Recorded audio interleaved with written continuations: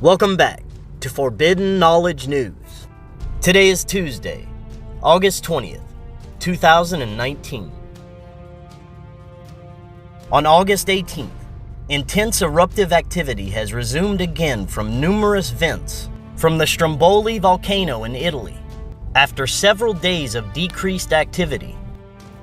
Frequent strong eruptions are occurring from several active vents in the crater terrace.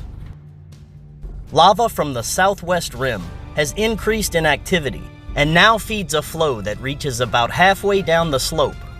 This is accompanied by continuous spattering and lava bombs up to 200 meters above the crater.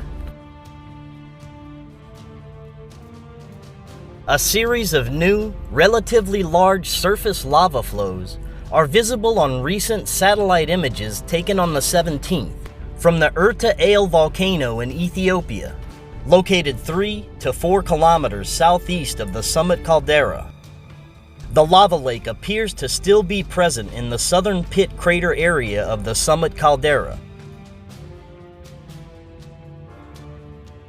On the 17th and 18th, 2 small explosions were recorded from the Krakatau volcano in Indonesia. Due to the intense haze in the area, the eruptions were only inferred from seismic signals. Researchers have recently observed increased water temperatures near the shore, acidic water levels, and SO2 emissions, which indicate that more eruptions are likely to occur.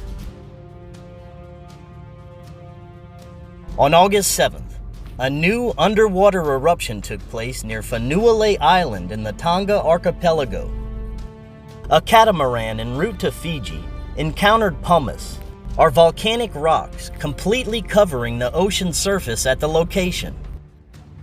This indicates the presence of a previously undiscovered submarine vent or volcano.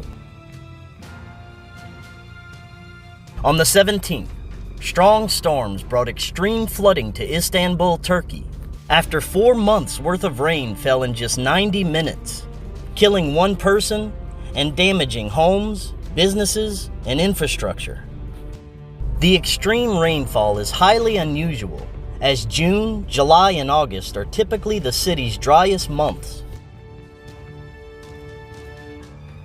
On the 11th, more than 11,000 birds were killed by a severe hailstorm west of Moats, Montana.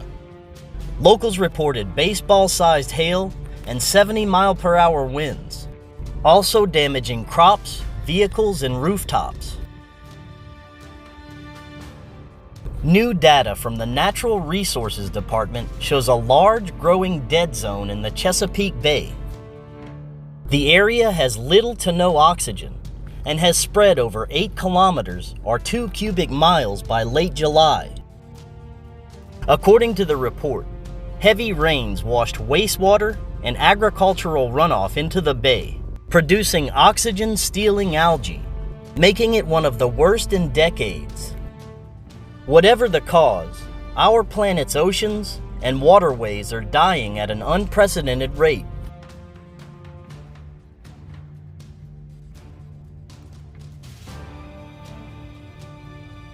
Thank you all for watching.